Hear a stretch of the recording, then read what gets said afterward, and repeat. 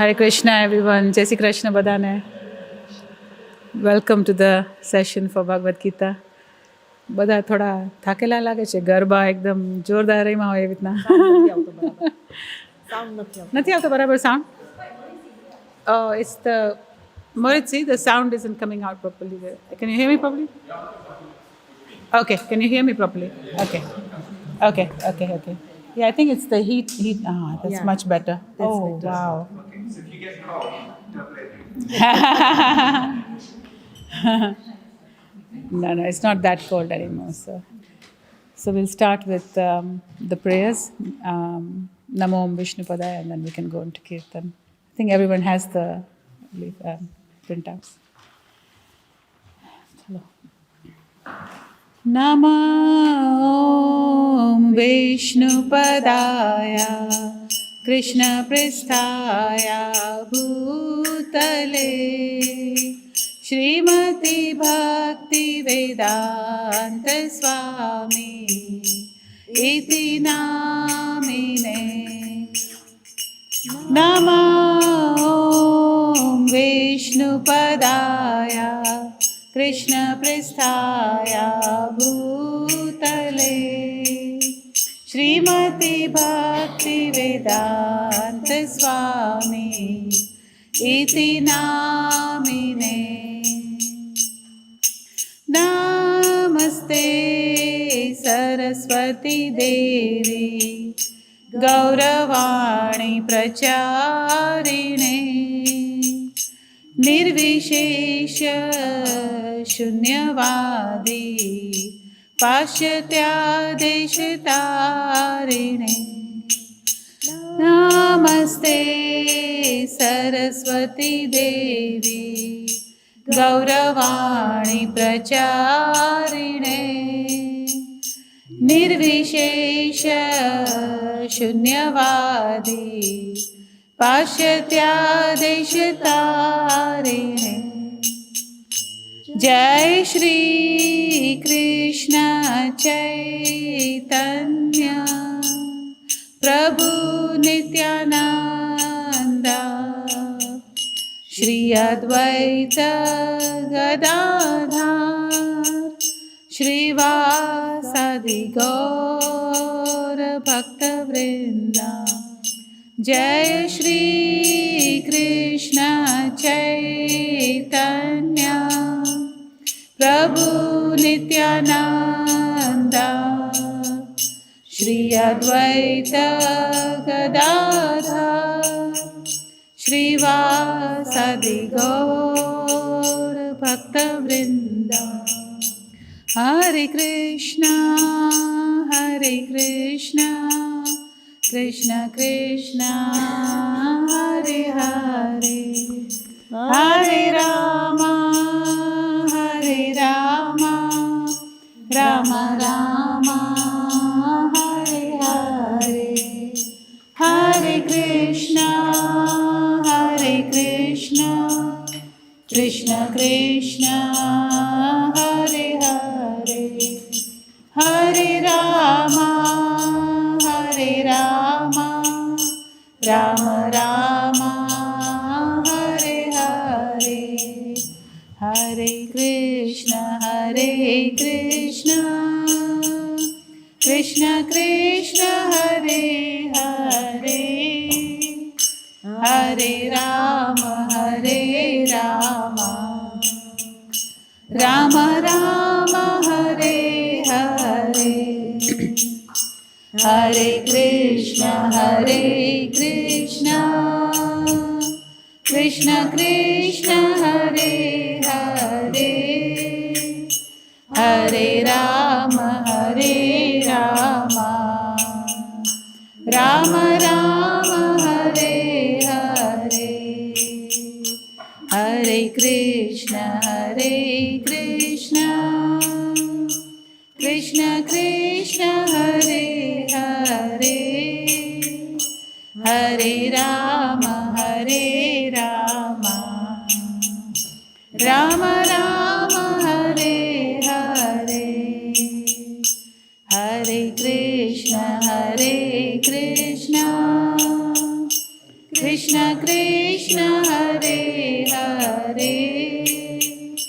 Hare Rama Rama Rama Hare Hare, Hare Krishna Krishna Krishna Hare Hare, Hare Rama Rama Rama Hare Hare, Hare Krishna Krishna Krishna Hare Hare, Hare Rama Rama Rama Hare Hare, Hare Krishna Krishna Krishna Hare Hare, Hare Rama Rama Rama Hare Hare, Hare Krishna Krishna Krishna Hare Hare,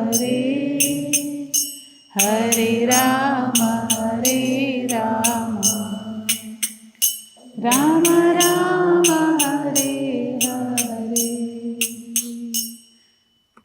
Jai Shri Krishna, everyone. And I'll now hand it over to Kunal Prabhu. And thank you, Meera. Well done. Well done.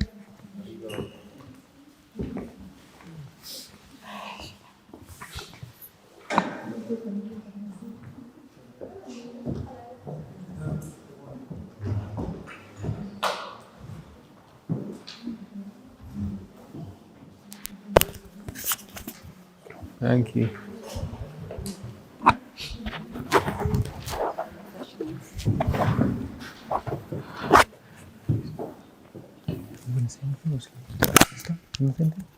Shall I start or going to say anything?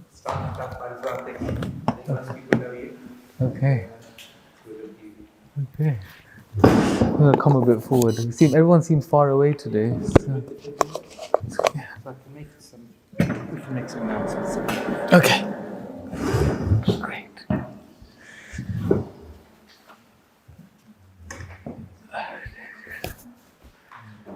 Okay. So, thank you all for coming. It's a very interesting chapter, chapter 6. If you read the chapter before coming, you may have found a lot of it interesting, confusing maybe, and ultimately questioning why Krishna is giving Arjuna tips on how to practice yoga in a secluded place. When we've heard at the beginning of the Bhagavad Gita that Krishna is telling Arjuna, no, don't go to the forest. Stand up, fight. This is your duty to fight. And then in chapter 6, Krishna starts talking about what Arjuna could do in the forest if he did go. So it's a very interesting chapter. And why does Krishna do this? He does this because he wants Arjuna to make his own decision. He wants Arjuna to make his own decision how he should go about his dilemma. It's amazing. We're always in a different dilemma, maybe daily. Shall I do this or shall I do that? Shall I do this or shall I do that? And sometimes we just don't know which way to go. Okay, so maybe we'll just start by chanting the Mangala Charan prayers. Do we have? Maybe we can pass that round. There's some seats at the front. Please feel free to come to the front.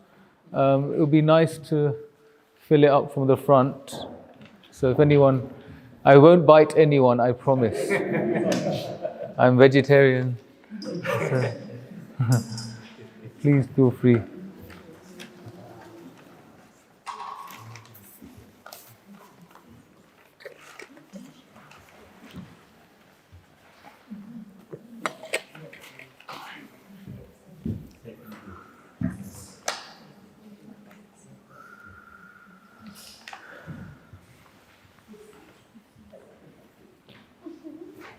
Thank you.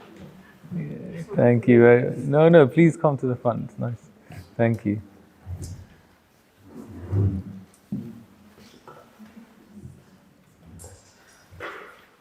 Okay. So let's bring ourselves to the room and whatever's going on in our life, whoever's harassing us, whichever bills we still have to pay, whatever's happening at work, whatever email we have to respond to, what invite we need to reply to,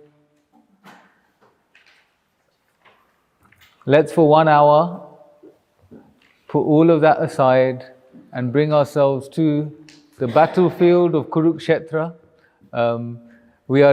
Today's chapter is on the mind and how the mind can travel at very fast speeds. And let's transport ourselves to this scenario where Arjuna has asked Krishna, "What shall I do? My relatives are right in front of me. How can I engage in such a battle?" And Krishna explaining to Arjuna that you are a soul, you're not this body. And actually, Arjuna, you should do your duty. You should get up and you should fight. That this world is not just about you. This world, this life has a bigger picture. So let's transport ourselves to that place. When we can take ourselves to that place, then naturally the atmosphere becomes spiritualized. So we'll chant these prayers, transporting ourselves to the battlefield of Kurukshetra, and at the same time transporting ourselves to a place of seeking something, some wisdom that can help us make some inner connection, some deep progress. Om Gyantimirandasya Gyananjana Shalakaya Chakshurun Militam Yena Tasmai Shri Guruve Namaha.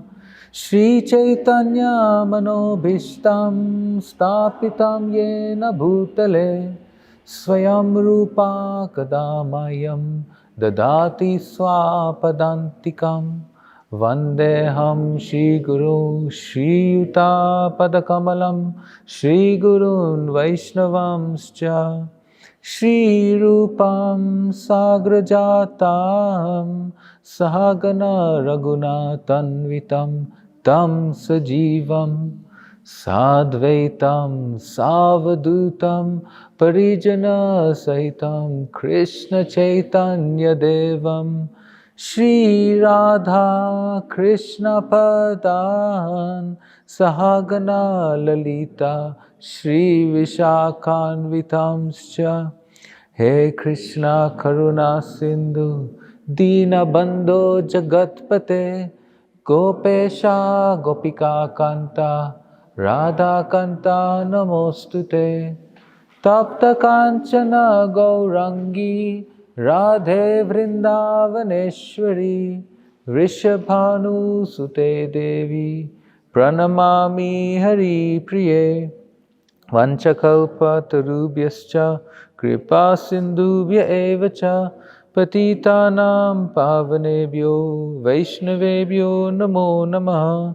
Shri Krishna Chaitanya Prabhu Nityananda Shri Advaita Gadadhar Shri Vasari Gaura Bhakta Vrinda.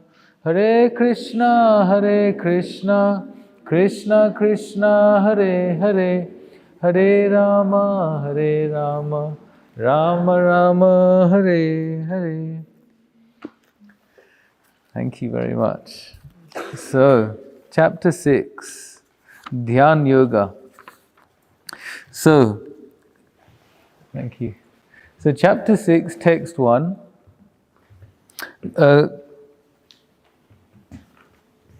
Can anyone volunteer to read chapter 6, text number 1.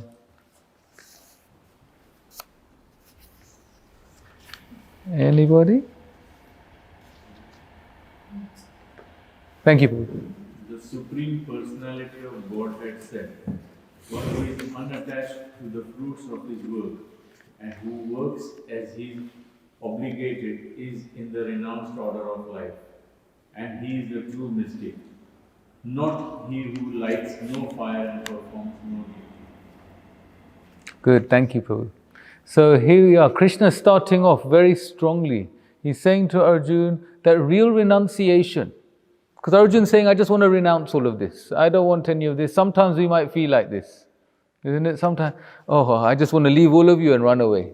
do we ever say this at home? One day I'm just going to leave all of you.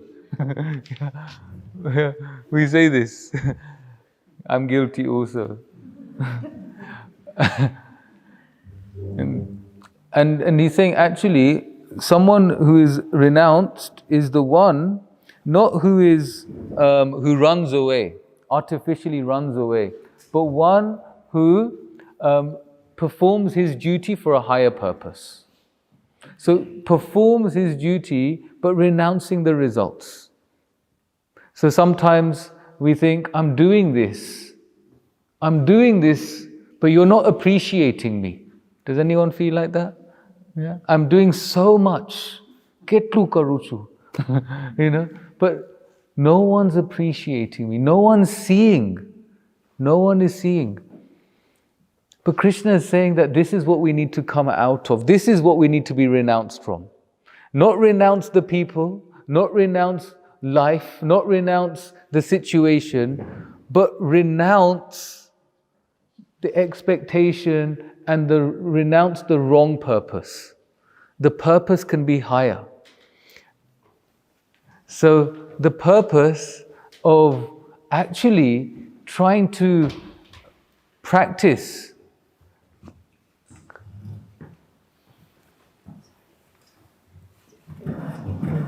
no, take your time. So the practice of spiritual life is to try and really renounce that expectation that I'm meant to get something from someone in this world. That I have a divine right to someone's gratitude. That I have the divine right to someone else giving me recognition. That I have the divine right or some entitlement because I have done something for them. So Krishna is saying to Arjun, do the right thing, but don't expect anything back. Because if you do it with the purpose of wanting something back, you're not going to experience any inner happiness.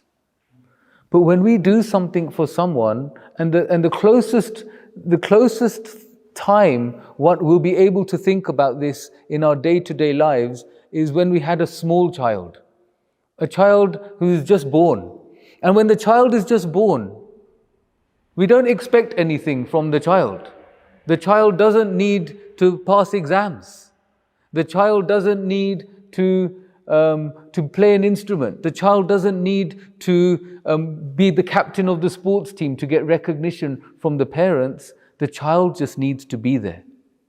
And the parent is absolutely in love with the child without wanting anything back. Yesterday, one of my family friends had a baby. So I messaged her and I said, congratulations, how are you doing? And she replied, oh, my baby's just beautiful.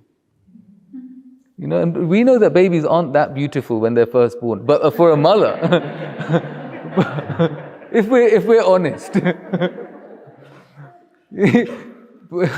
but the mother sees that child, the father sees that child with so much love that the love in the eyes actually make this beautiful child even more beautiful. And you can see, because then when you look back, like I have my daughter, my younger daughter especially, like when I see pictures of her when she's really young, I'm like, whoa. And then at the time we thought there's nothing more beautiful than her in the whole planet. And now we're looking, oh, yeah, you're all right, but you look a bit scary. But what happens when we have the love in our eyes? When we have the love in our eyes, actually it changes the perception in which we see things. So what does that show? That shows actually the happiness is within us. And the happiness and the love that we have, it's very much possible to give it out, like we gave to our children. But what happens when we have our children, we see our children as extensions of ourselves. They're just an extension of us. And because we see our children as an extension of us, we start doing me and you, my kid and your kid. And Dhritarashtra makes this big mistake at the beginning of the Bhagavad Gita. He says to Sanjay, what are my sons doing and what are the sons of Pandu doing? Mamaka Pandavaschaiva, what are my sons doing and what are the sons of Pandu doing? He makes the distinction. He makes the distinction, and by making that distinction, mine and yours, then what happens? Expectation for me, what you're meant to give me, and what I'm going to receive from you.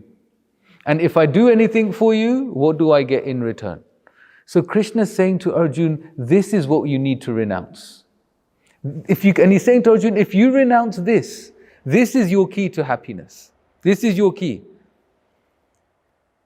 So Arjun's like listening very intently to Krishna. So Krishna then carries on speaking, and he says to Arjun in 6.5, which is a really amazing verse. Can anyone please volunteer to read chapter 6, text number 5?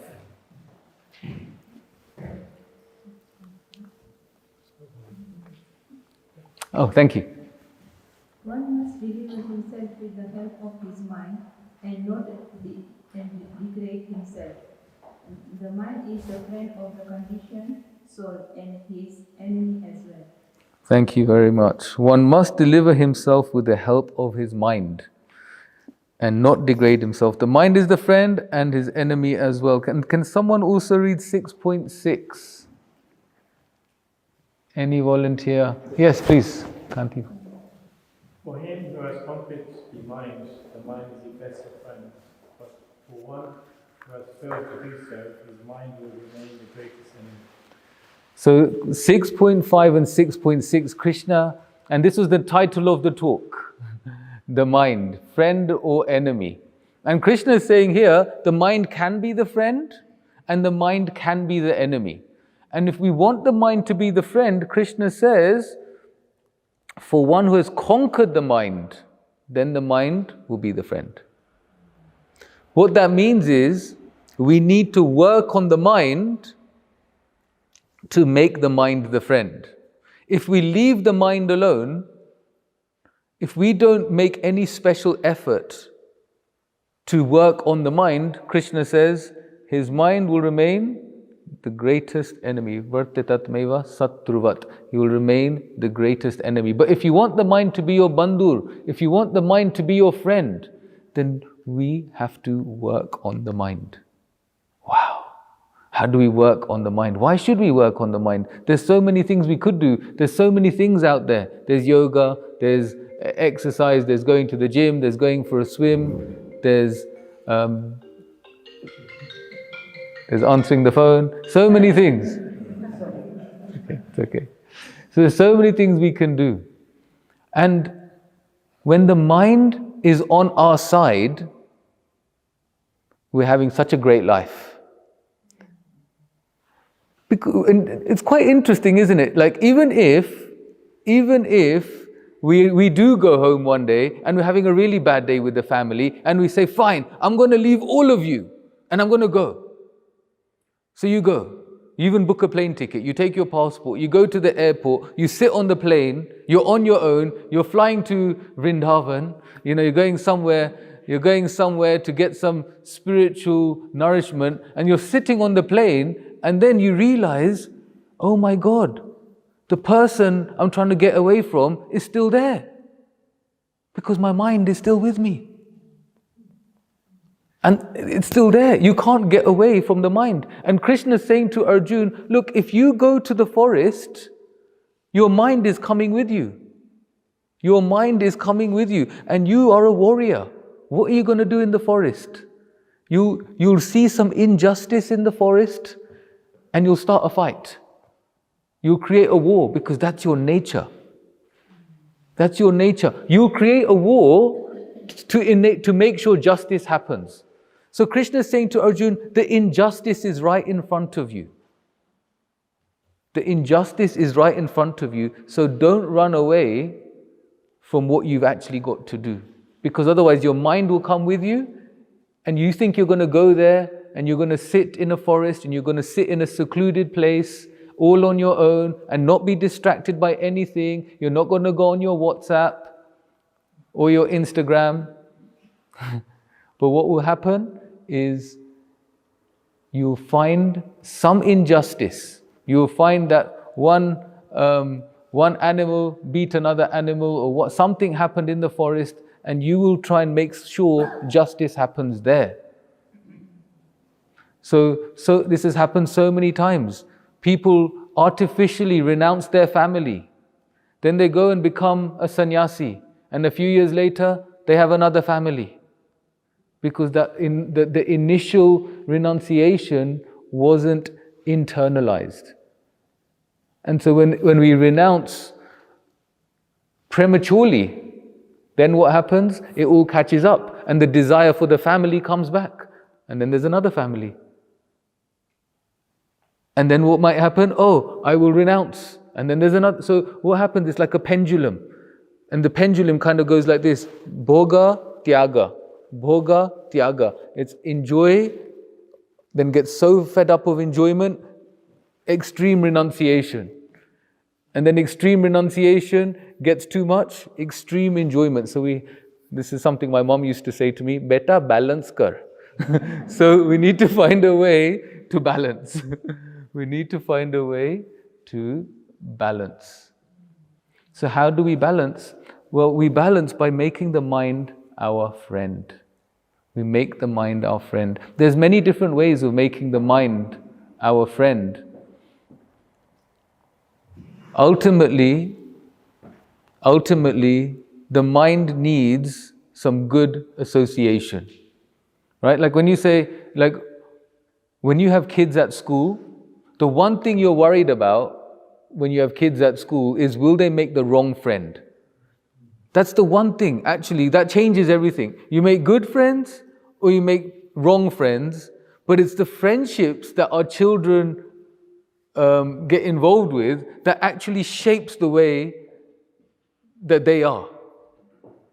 Recently, my daughter came home and she stopped pronouncing her T's. Papa, you're 40. I'm like, 40, Kesh, 40. 42 now. but she stopped pronouncing her T's. And then I kept saying to her, pronounce your T's, pronounce your T's. And then one of her friends came home and she didn't pronounce any of her T's. And I realized, oh, it's the friend. I'm not going to block her being her friend just because she doesn't pronounce T's. But what that does show us is that it's the friendships that make us. Who we hang around with is an impression of ourselves. That's actually who we are. The type of people we hang around with, what is that saying? Birds of the same feathers flock together. Birds of the same feathers flock together. So what does that mean? And we choose our friends. We choose our friends and we choose our company. Like as adults, children, they've got some excuse because they go to school and they're in the same classroom. So even if they wanted to stop being friends with them, it's hard because they see each other every day. But as adults, we have the choice of who we associate with, who our friends are, who our family are. Family we can't choose. Sorry, Mom. So we can't choose our family, but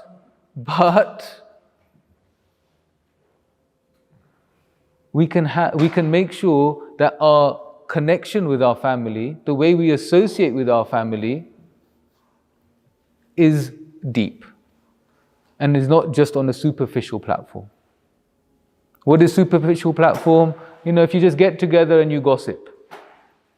My dad's very good at this. Even if someone starts talking about someone, my dad's just like, okay, because he doesn't like it. And it's so good, actually. It's so good because what does that mean? When we gossip about others, when we talk badly about others, what happens is the atmosphere around us, just you can see the level of atmosphere, it drops. It drops. But why do we do it? We do it because we are trying to uplift ourselves by making someone else worse. If someone else is bad, if someone else is lower, then what we're trying to do is uplift ourselves. But when we speak good about others, and what happens when we speak good about others, it naturally uplifts the spirits of the room. We notice this. So the friends we choose make such a difference. And the one friend we cannot get away from is the mind, because the mind is always with us. But if the mind is not our friend, then who are we hanging out with all day? Our enemy. Now imagine whoever we think of as our enemy, hopefully we don't think of anyone as our enemy, but someone who we don't like to hang around so much, someone who we know maybe doesn't like us. Maybe they've made us their enemy, but we've not made them our enemy, which is good.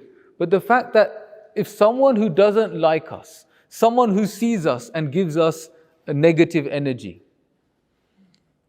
imagine being with that energy and that kind of atmosphere all the time. How would we feel? How would we feel? Depressed.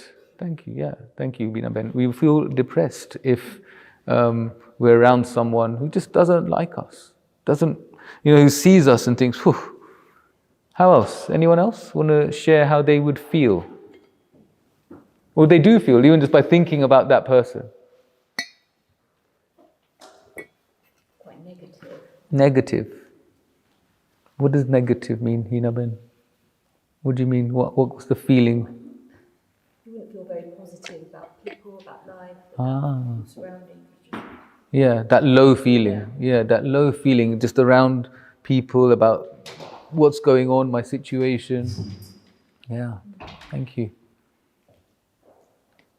So if our mind doesn't become our friend, it remains an enemy. Now, what does it mean that the mind remains an enemy?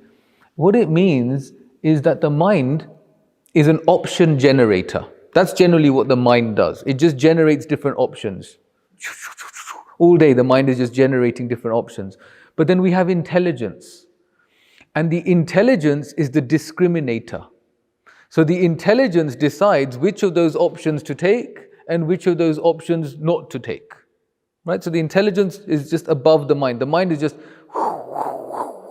lots and lots of impressions, lots of options. Now, how does the mind give us options? The mind gives us options. Let's say there was a pen and there's paper. Now, do you remember back in the day, I don't know if they have them anymore, but they used to have fountain pens. Do they still have fountain pens? I don't know, I used to use them when I was a kid. And then if you do this with your fountain pen, it would just like, it would go everywhere. The ink would go everywhere. So that's like the mind. The mind gets impressions from all their surroundings.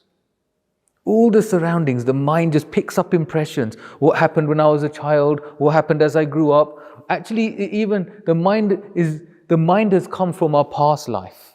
So everything that happened from our past life, all through our childhood, all through our adult life up till now, the mind has just picked up impressions.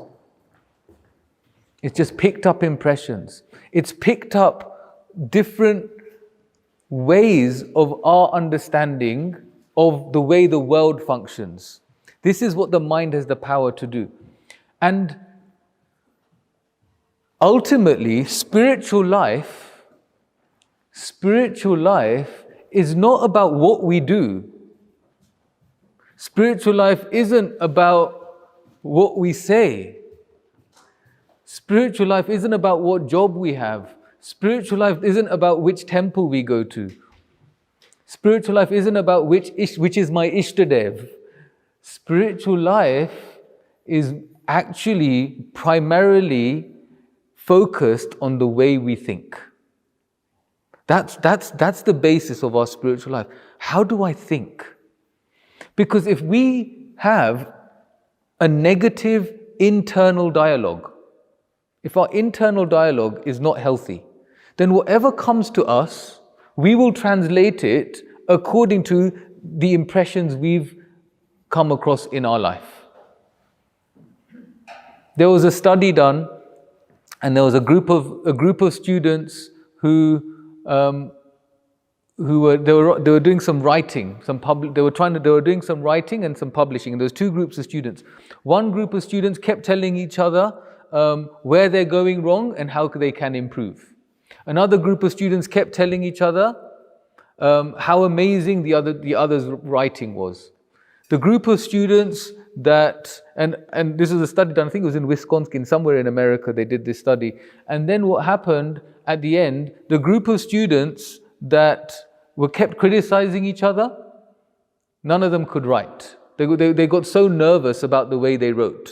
And the group of students that kept telling each other how great they were, they all started publishing, became authors, started publishing, writing in magazines, etc. Why? Because the internal dialogue is shaped in such a way that we start to tell ourselves something. We translate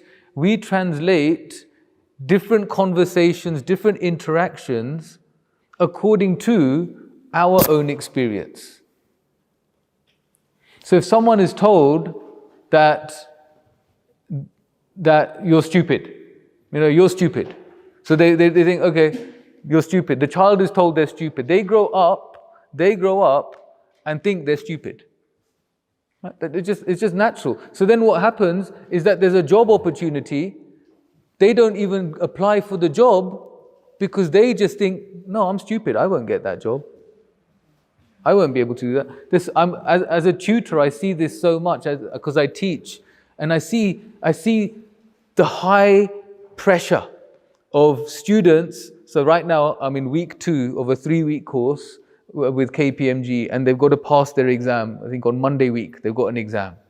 And I've got this intense group of students who are desperate to pass because they want to keep going on in their job. And if I think you have 2 attempts, and if you don't pass, then they kick you out. And some students have already got a house with a mortgage based off the job that they've just landed. So they have to pass because they're thinking, if I don't pass, I don't have a job, and the mortgage, it's all this high pressure. And I see these students who come up to me and say, can you help me with question 23? And then they start telling me what they think. Oh, I'm probably wrong. And you can just see actually, the issue here isn't that you're wrong, you're actually getting it right, but because you're telling yourself you're probably wrong, your internal dialogue, your internal voice is giving you negativity that is not giving you confidence to actually get through something that you're actually quite good at. So it's, how does the internal dialogue speak to us? How does it speak to us? How are we translating our conversations? So sometimes you could be in a group, right? You could be in a group and there's a conversation. And then you go home and then your partner might have translated that conversation in totally the opposite way, the way you did. Like your partner may say, can you believe they just said that? Like, I can't believe they just, and then to me, I'm just thinking, oh, actually, I thought that was quite nice of them. Or it could be the other way around. That I'm thinking, can you believe that they said that? Like, oh my God. And your partner's like, no, I think they just meant it like this. It was really nice the way they tried to just give you some extra devara or whatever it is. It's like, no, they just wanted to give it to me because they could see I'm getting fat. Yeah, So they could see, and the other one's like, no, they're just being polite, they're just being nice. And what's actually being translated is 2 people have just got a different internal dialogue, and it's just one person who's spoken, but they've translated it in a different way. And actually, you get 20 people, and they'll all translate it in a different way because everyone has a different internal dialogue. Everyone is translating conversations in a different way to someone else. So then what's the next step? The next step is to really make some deep inner progress. We need to find out, we need to become observant, try and remove ourselves from the internal dialogue and try and hear what it is it's saying. What is the internal dialogue saying? Because if we can hear it, what will come up is like, what's our greatest fears? What's our biggest fears? We'll be able to tap into it, because if we live our life based on our fears, we'll live a very average life. This is something we were speaking about last time. But if we live our life according to our dreams, we live actually a really wonderful life, a really progressive life. But a lot of the time, we make our decisions based on our fears. Isn't it? Like, how many insurance policies do we have in case this happens? Then I got a call today, gap insurance. Okay. Yeah, why not? Because plumbing insurance, this insurance, because it's the fear, if this happens, if that happens, if this happens, if that happens. So we live our life, a lot of our life, I'm not saying we shouldn't get insurance, we should.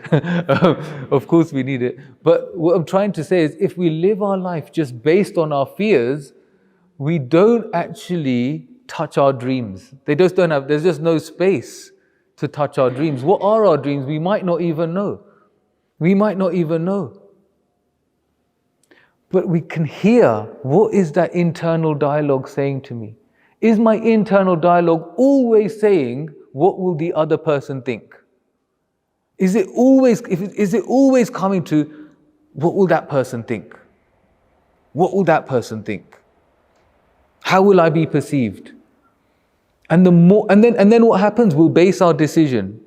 Our next decision will be, okay, in order for that person to like me, I'm going to do this. And then in order for that person to make sure that they don't think I'm a bad person, I'll go to their wedding. Yeah, I'll have to go. Even though their wedding is in South Africa, tomorrow I'll go. Kharab lagse. And we start making these decisions.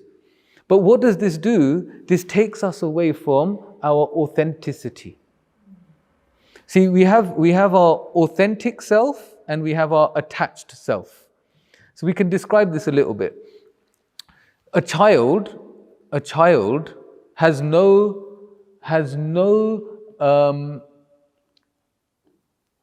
option but to be attached to the parents, right? So the child is attached to the parents. If the parent tells off the child, shouts at the child, what you'll see with the child is an upset but still very dependent. Very, very dependent. I remember just a few months ago, I was dropping my daughter to play some football. She wanted to play football and I was dropping her and I was telling her off on the way. And by the time because she was being a bit naughty and I was telling her off, we got there and she had tears in her eyes. I was feeling so bad. And then she said, and then I said, okay, look, I don't know why I said this. I said, look, why don't you just go and I'll wait for you outside. No, Papa, you have to come with me. You have to come. Please come. Okay, then I came. I went with her. I went inside. And then I realized, actually, she's so attached because she has no choice. If I'm not there to her, what does she have? She has a mom, a dad, and a home that's dependent on her mom and her dad. So what happens as a child, she can't make adult decisions because she's so dependent, and therefore her decisions are based on her attachments. The child's decisions are based on their attachments. I'm attached and I have to be attached, because if I'm not attached, then I'm not looked after. So then what happens is we grow up, we become adults, and we start to find who we really are. Little bits of our expression starts to come out. How do we find the little bits of our expression? Because we start to find things we like doing. We start to find places where we really love being. We start to hang out with people we really like to hang out with. So we're all here. We're all here because there is some inclination towards Krishna. There's some inclination towards spiritual wisdom. So we're here on a Wednesday night. Because there's some inclination. And what we're doing is we are becoming more and more authentic because we're touching our real self, the soul. We're touching our real self. So then there's the soul who's becoming more authentic, the soul who's becoming more of themselves, their real self, their content self, their happy self. But then what happens? There still are attachments. And then what happens? At some point, we have to decide between our authenticity and our attachments. Because sometimes our attachments take us away from our authentic self. But because we're attached, we sometimes think it's okay for me to not be my authentic self because I'm attached. But then what happens? Within that attachment, we're not happy. We're not happy within that attachment. So then we're thinking, I need to be my authentic self. And then we try and do more of things that is an expression of our real self. And then what happens? The attachments come back. And this is the natural, if you like, inner battle that goes on for a soul. And this is when the mind is at times being our friend and the mind is at times being our enemy. The mind that's our friend will help us see things as they are. That's the mind that is a friend. The mind that has got spiritualized intelligence, that intelligence, through reading the scriptures, through hearing the Bhagavad Gita, what happens is that intelligence helps us make better decisions. Someone once said to me, and it's in a book by one saint. His name is Bhakti Vinod Thakur, and he wrote these points on surrender. How can one really surrender? Krishna is saying, "Surrender to me." How does one surrender? What is that surrender? It starts with two very, very simple things.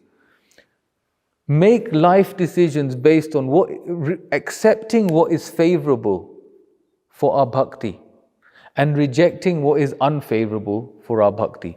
If we make decisions based on this, now these decisions, again, it has to be done maturely, but if we make decisions for our long-term life based on what's favorable, accept it, and what's unfavorable, reject it. That way what happens is we manage to make decisions that will take us to our authentic self. Our real self. There's a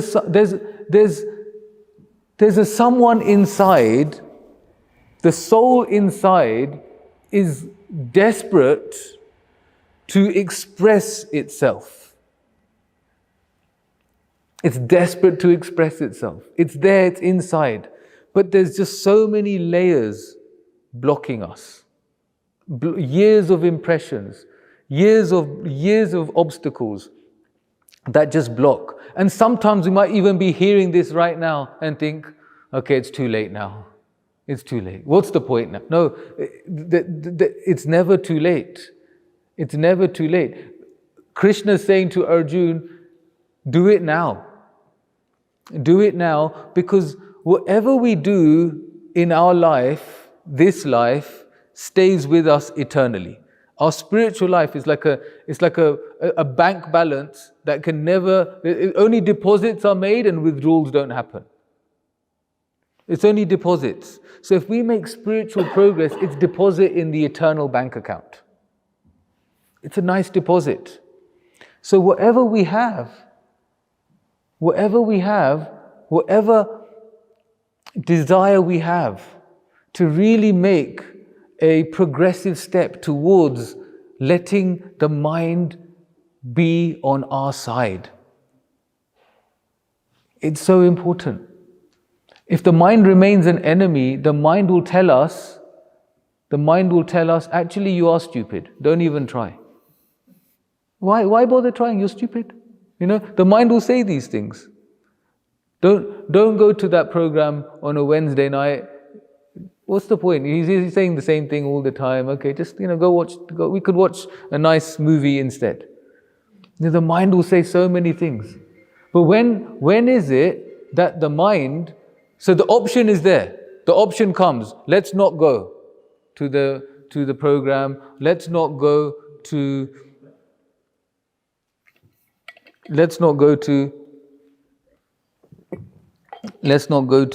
the temple, or let's not go to a spiritual event, or even an event that will be helpful for ourselves. It doesn't have to be spiritual. It could be something that we really like doing for ourselves. One of my friends said to me recently, I want to join, I'm thinking of joining this woodworking course, but it's not spiritual.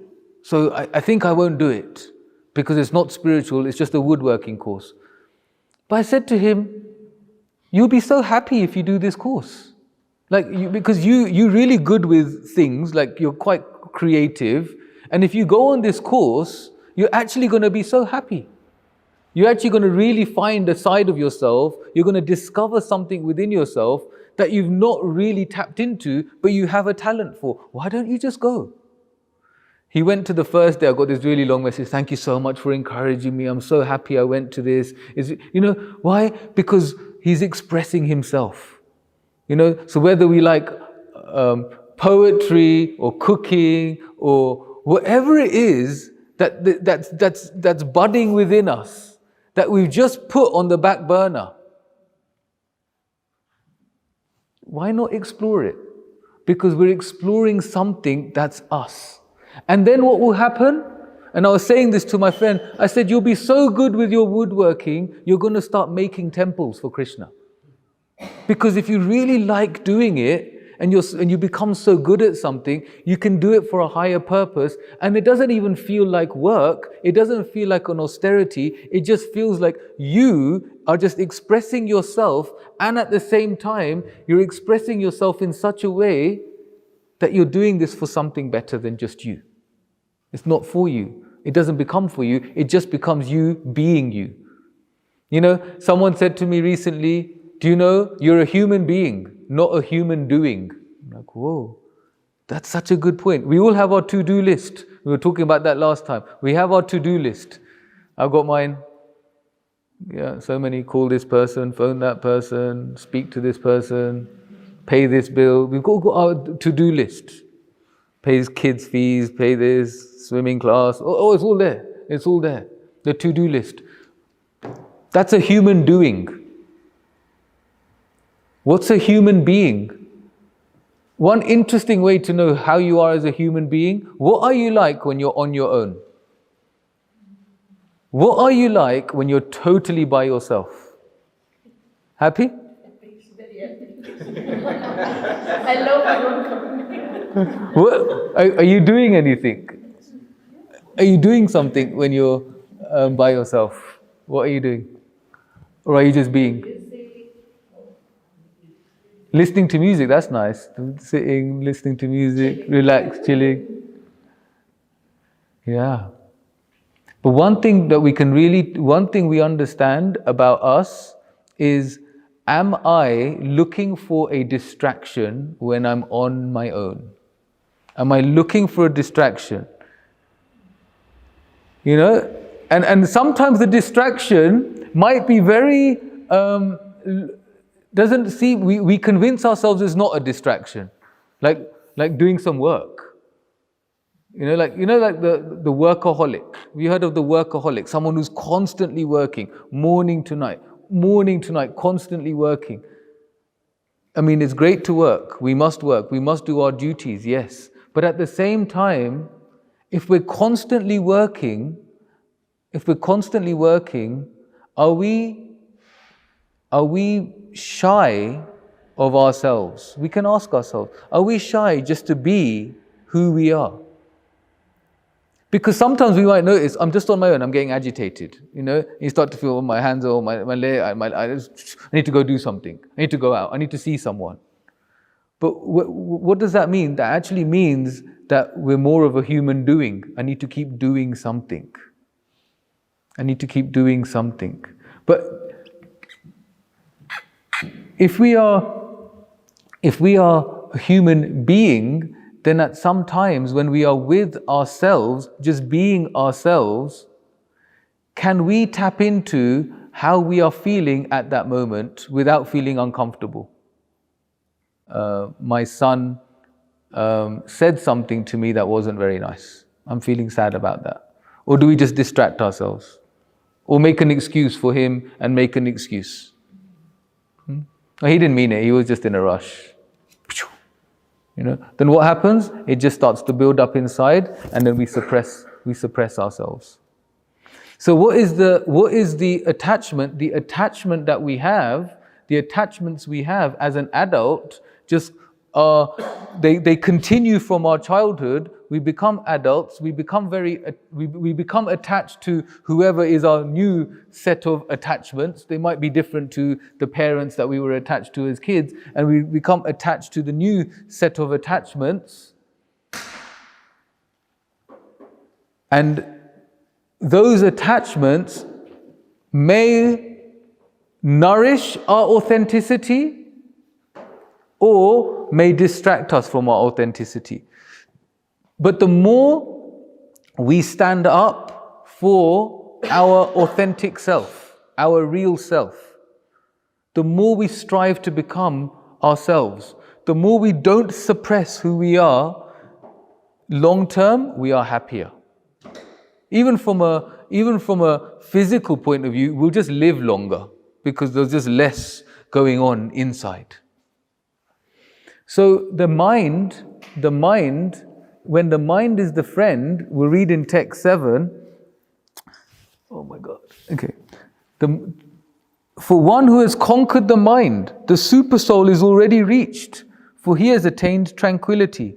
To such a man, happiness and distress, heat and cold, honor and dishonor are all the same. It's a big one, isn't it? Honor and dishonor, it's all the same. How can honor and dishonor be all the same? So if someone says to you, okay, I'll say me. If someone says to me, "Oh, Kunal, you gave such a good talk. Thank you so much. It was great." There's some honor. And then someone else comes to me, "Kunal, that talk was a load of rubbish. You're not even speaking what Krishna is trying to say. You're just making up your own stuff and you're calling it Bhagavad Gita. What are you doing?" Now, it's going to be quite difficult for me to treat both those, the honor and the dishonor, exactly the same. Just to treat them exactly the same. But what does Krishna say? For one who has conquered the mind, it's all the same. Why? Because for one who's conquered their mind is not dependent on anyone else for their validity. He's not dependent on, I'm not dependent. So if you honor me, I'm appreciating it, but I'm not dependent on that. And if you dishonor me, I'll take the feedback.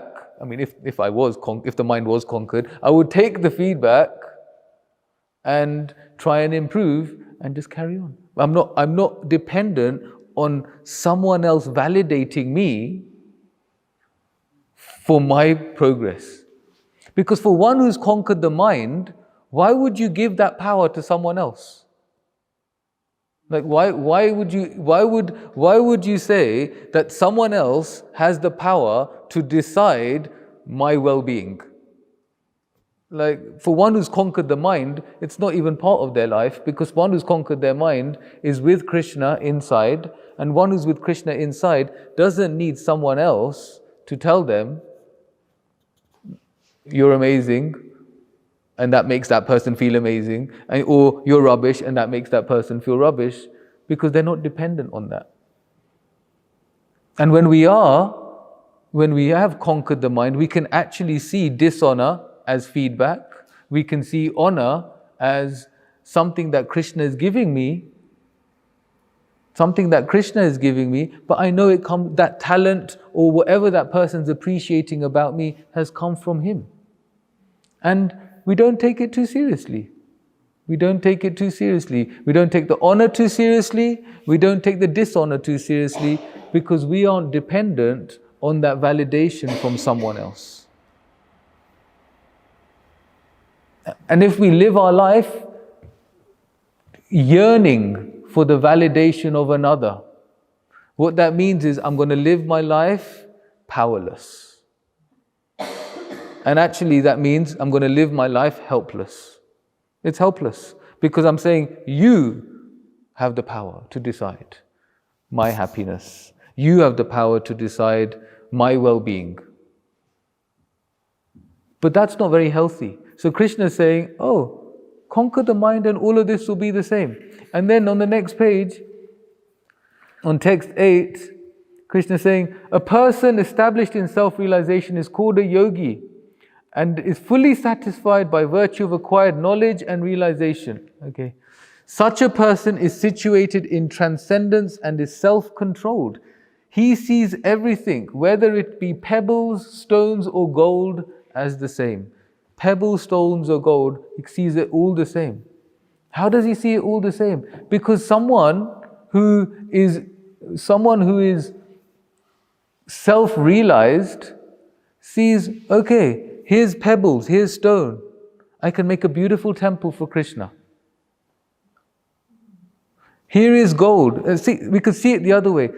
Normally we're attracted to gold and we throw away the stones.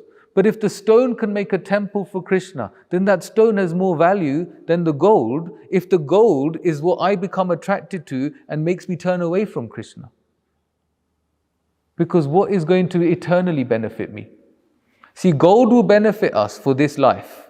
The more gold we have, the more wealth we have. But none of that we can take with us. But whatever our heart opens up to the love of Krishna, and whatever our heart can give to Krishna and to others, to that extent our heart opens up and our spiritual bank account is going, whew. And if our spiritual bank account is very, very wealthy, then that comes with us in our next life. That comes with us. Whatever's in your material bank account, we have to let it go. It goes. We can't take any of that with us. So Krishna then says in text 9, a person is considered still further advanced when he regards honest well-wishers, affectionate benefactors, the neutral, mediators, the envious, friends and enemies, the pious and the sinners, all with an equal mind. It's amazing, just yesterday, I was hearing a talk and the devotee who was speaking said, if someone makes you your enemy, that doesn't mean you have to make them your enemy. Isn't that so true? If someone makes you their enemy, it doesn't mean you have to make them your enemy. And I remember speaking to one friend of mine it must have been about a year, last Christmas, so nearly a year ago.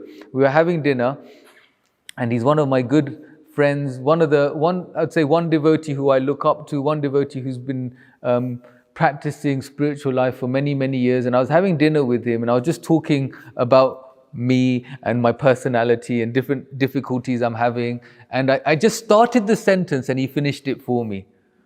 And I started the sentence like this, you know, when someone doesn't like me, and he finished the sentence, you don't like them back. I said, yeah. I said, how do you know? He said, I can tell. And this is something I've been working on, that actually, if someone doesn't like me, I don't have to dislike them. But for me, that was just the most natural. It's like I didn't even think like that. It was just natural. Someone doesn't like me equals I don't like them. It was like a mathematical formula. You don't like me equals I don't like you. You know, you're not my friend, I'm not your friend. You know, it's like that, isn't it? And when he said that to me, I've been thinking about it. That was like a moment in my life that I'll never forget, because I'm speaking to someone who, and we've discussed this before, who knows me, loves me, and is very competent. You know, spiritually mature, he knows me and he loves me. You can just tell he's someone who's always been a well-wisher. So then I was thinking, wow, you realize this about me naturally, and now I asked, okay, so how can I work on this?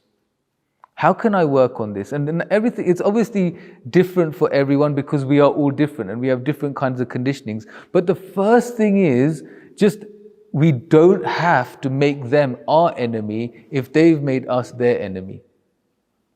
And it's actually liberating. Like, oh yeah. Like I was telling you a couple of weeks ago that someone called me when I was on my way here. And that person said so many things. So many things. It even got to the point this person said, I don't have any respect for you. I can't believe you did this. And I replied, and it was hard for me to reply. And I said, you know, I acknowledge you don't respect me, but I haven't lost any respect for you, even though you're saying that. And that took a lot for me to say. That's not normal for me. For me, the normal thing to say is, I hate you, and go away and hang up the phone, you know? But I said that, and it felt so liberating to say that. And I actually started to feel it, that actually this person's just upset. He's only upset because I'm one of the managers at the school, and one of his partner works there, and anyway, something happened. So this happened, and I felt good that I managed to not respond with animosity, even though what he was saying to me was very inimical. And yeah, and then it just brought me back to that conversation I was having with my friend last year, which was, if someone doesn't like me, I don't have to dislike them. Because what we give out is what is up to us. We can't do anything about how people feel towards us. We can't control them. 5 minutes? Okay. Yeah? Sorry? 8-10 minutes. Okay. Maximum 10. Okay. That watch is wrong. That's Thank you. I'm so glad you're here, though. I'd go on to like 10 o'clock. I'd still be on this text. So this is how we can make the mind our friend. This is how we can make the mind our friend.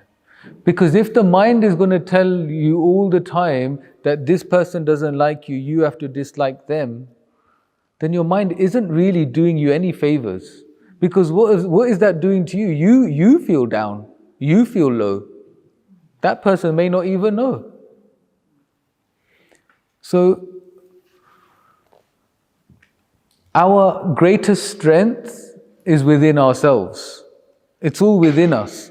And what's really important is that we have close friends who we can reveal our mind to. Someone who knows us, someone who loves us, someone who is, is mature.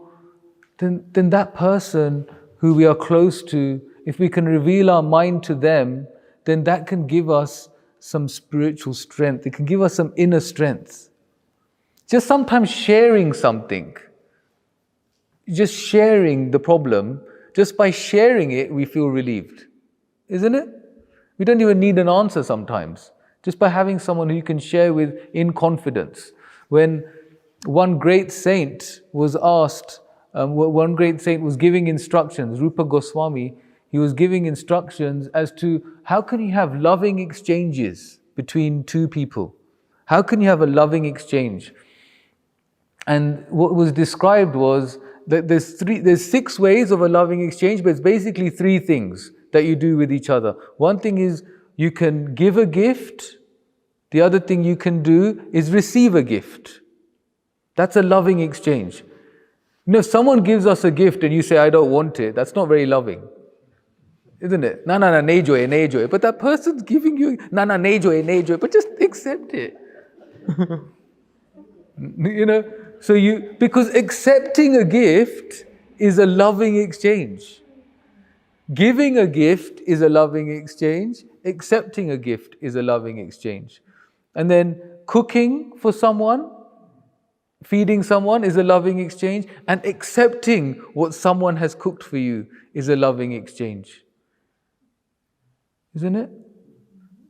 It's like if you go to someone's house and someone cooks and you just say, no, not cow. you're like, wasn't hungry. But if someone came to your house and you had cooked and they didn't accept, you'd feel a lack of reciprocation. And the other thing, so there's, you buy a gift in charity, buy a gift, receive a gift. Feed someone, accept when someone's feeding you. So it comes the acceptance. And the other thing is, reveal your mind in confidence. And the other one, hear that person confidentially.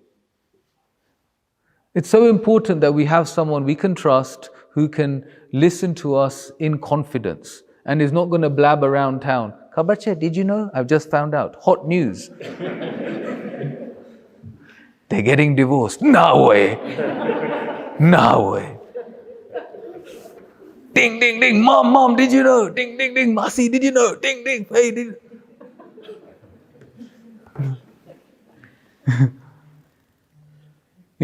that's a real friendship if you can confidentially hear someone and you can confidentially speak to someone. That's how the mind becomes at ease, actually by having a very close friend that we can talk to. And that person will hear you out and hear you confidentially. And if we're after advice, will give us advice based on us. Based on us. Sometimes someone wants advice just based on them. Not how it's going to affect their family, not how it's going to affect their job, not how it's going to affect anything, just how it's going to be for them. And when you give that person that advice, that person feels that they're confidentially being heard. So, the next few texts, what Krishna does is he starts to describe the process of yoga. So I'll just give you some examples. Like in text 12, he says, the seat should neither be too high nor too low. It should be situated in a sacred place. In 13 and 14, you should hold your body, neck and head in a straight line, stare steadily at the tip of the nose. So what Krishna's doing in these texts is he's saying to Arjuna, it's actually quite difficult to go to the forest and just meditate on your own. What will be better for you is just use your nature in the service of God. Do what you're good at. Don't try and artificially leave and sit in one place and stare at the tip of your nose. That's not you. There are people who are inclined to do that. Some people who you see, they're yogis, they're in the Himalayas, they've been there for hundreds of years. That's their inclination. So for them, these texts, they can take it literally. But for most of us in Kali Yuga, this is not us. And for us, doing this would be very difficult. It would be going against who we really are. If I went to the forest and I was sitting there and staring at the tip of my nose and trying to meditate, I would, as soon as I hear zzz with a mosquito, I would forget all the other wild animals that could be there. Last night there was a fly in my room. It took me 10 minutes just to get rid of the fly. Go. I wouldn't sleep. So first it was in my daughter's room and she came crying out. Then the fly came out of her room. Then I took it in mine. I said, now you go to sleep. Now it's in mine. Then I was just like, oh, I'll be all right. And then I was I can't have. So imagine sitting in a forest.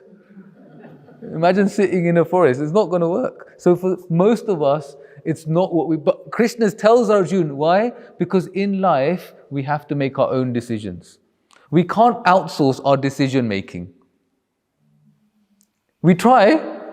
Mom, tell me what to do.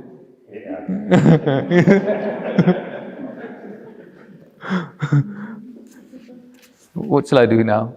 What shall I do? But we can't outsource our decision making. Even our best friend who will give us advice, who we can talk to confidentially, a real good friend won't tell you what to do. A real good friend will help you see what's best for yourself. Because when we own the decision, that's our decision. If we outsource the decision to someone else and the decision doesn't work out, then we'll go and blame that person. Oh, you told me to do this. But it's not that person's fault, it's our own fault for our life, our decisions. It's our life. We have to make our decisions based on our life. And when we train our children, what are we trying to train our children? How to make good decisions. Because any bad decision we make can have, the slightest bad decision we can make in our life can have unending consequences. It can have really difficult consequences. So we can teach our children, we can teach the younger generation how to make good decisions. How to make good decisions and make a mistake. Because it's by making mistakes that we learn. And then in text 16, there is no possibility of one becoming a yogi, O Arjun, if one eats too much or eats too little, sleeps too much or does not sleep enough. So why? Because if we eat too much, what happens? Your digestive system is working all night. So when you're sleeping, your body is not sleeping because your digestive system's still working. So if your digestive system's still working, you wake up and you're still tired because your body didn't get a chance to rest. And if you don't eat enough, you become cranky. Like today was Ekadashi, and all I took with me to work, I was thinking, oh, you know what, I'll be all right. I'll just take fruit. I'll be fine. It got to lunchtime, I was like, oh my God, how many bananas and apples can I eat? So then I got this big pack of crisps, just ready salted, just potatoes and sunflower oil. And I ate like 150 gram crisps. And then after that, I was like, that's why I'm drinking so much water. My mouth's so dry. So if you eat too little, too cranky. Then if you eat too much, you get too tired. The body has to find what's good for the body. Even sleeping, you sleep too much or you sleep too little, what happens? There's the saying, too much sleep makes you lazy, and too little sleep makes you crazy. Isn't it? Too much sleep makes you lazy, and too little sleep makes you crazy. So if you sleep 3 hours a night, you're going to be a bit loopy. If you sleep 10 hours every day, you're going to be quite lazy. So you have to find, and we have to find what's optimal for us. What's optimal for us so that we can function. So this is Krishna explaining the process of yoga, but what happens is even him explaining this process of yoga, Krishna is giving us lots and lots of tools to equip ourselves with how to live our daily life and practice bhakti through these teachings in yoga. So I think my time is up. I'm getting the look. So I think my time is up. But I'm glad we got to this place in chapter 6. And if anyone has any questions, comments, we'd be really grateful to hear your thoughts and realizations on this chapter. Thank you very much. Hare Krishna. Jai Shri Krishna. I don't know what people thought. I thought it was very inspirational. It's like, I had problems before I came, and my God, he sorted them all out. So keep it up. Any questions, any comments from anyone? Mataji. Go. So, thing about being in that doing mode, Yeah. all your life you'll be doing. Oh, sorry, it's quite loud. Hare Krishna. Thank you. That was really very enjoyable. Yeah, there's a reason why I'm here tonight as well, having missed so many. So anyway, yeah. So when you're in that doing mode, which applies to quite a lot of people, what would you suggest in terms of working? We said it's very difficult to sit and just meditate or maybe do the breathing, but in your still day-to-day life. So just giving you the scenario, you've worked all your life, balancing work life, just your duties and then doing your job as a corporate person, and then you're now retired. So it's a huge transition, and you're still in that mode of doing. So I'll just give my own examples. So it's coming up to 3 years, but as much as I do like meditation, I do yoga as well. Yeah, Nice. Flying mosquitoes kill them as well. Not kill them, but people say that to me as well. That you just can't switch off, and you can't sit still, and partly it's not right because I do when I do sit down, I will sit down and I feel calm, but just to carry on working on it because it is a transition when you've been doing so much and then you're now trying to really be with yourself. As we said about your company, I do like my company as well, but I still find myself doing things because I Yeah. think I have to be doing things, and if I'm not, it's that mode. It's your mind, as you're saying. But what would you? Yeah, thank recommend? you. And thank you for sharing your personal example. So there's a few things that come to mind. The first thing that comes to mind is the same thing why Krishna said to Arjun, in one sense, in spiritual life, there is no retirement. So even though we may have retired from our corporate life, that's great. If it comes to a point where we can retire from our corporate life, or we can balance our corporate life in a different way. But when we have a personality, and naturally, like you said, you're used to doing things. Find the things that you really like to do, and do them. And actually, whatever skills we have, we can do them for a higher purpose. Whatever skills we have. So all these years of training in the corporate world, we must have come up with so many different skill sets, so many different things you become good at, so many things that you like doing. And when we can use those things for a higher purpose. So for example, at the Hare Krishna temple, we have this volunteering at Krishna temple. We have this volunteering team there. And what's great, what I've seen, is that people like yourself, they come to that retirement age, and so someone can say, oh, I'm really good at accounting. And they're like, okay, you can help us with accounting. Oh, I'm really good at designing. Okay, why don't you, we've got this festival coming up. Why don't you help us design the hall? Because this festival is coming up, you can help us. So what will happen is, you have your inclination, you like to do something, but then what's happening is you're engaging it for a higher purpose, which is what Krishna is telling Arjun to do. Engage your skill of being a warrior for Dharma. Do it for a higher purpose. So find what we like doing, find what we're good at, and find a way we can do that for God. And that way we find that inner contentment. And the other thing I would also say on this is, even though we're always used to doing stuff, because the mind is always doing something, so the body always wants to do something, find some time in the day, even if it's 10 minutes, to introspect. And you can write a journal in a book, or you could just type it on. Sometimes I just do it on my notes in my phone. How am I feeling?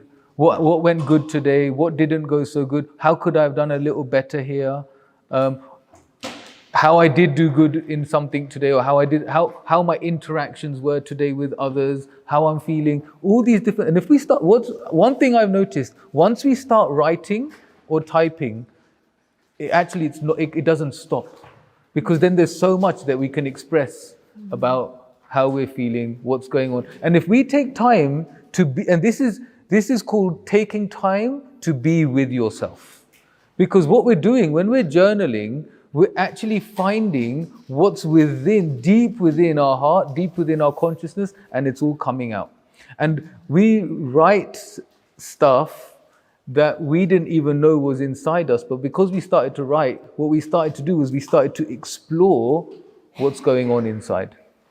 So take a little time every day. There's also a nice app. This app is called Presently, right? It's called Presently.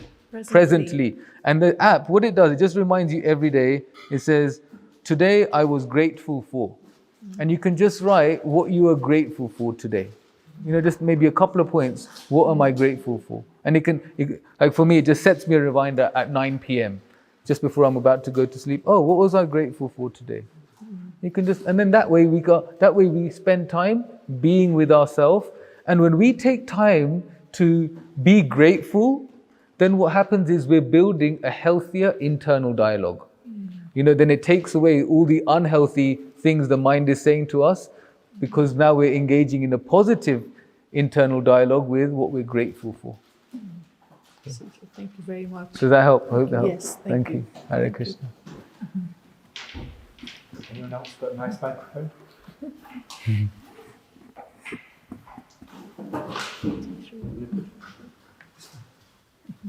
Thank you. Okay. It's getting late, so a couple of things. I think one thing he does wonderfully is actually gives it that practical aspect. Because again, I remember reading this chapter, and okay, where's the practicality? And he actually brings it out, and even with the question that was answered, that's wonderful.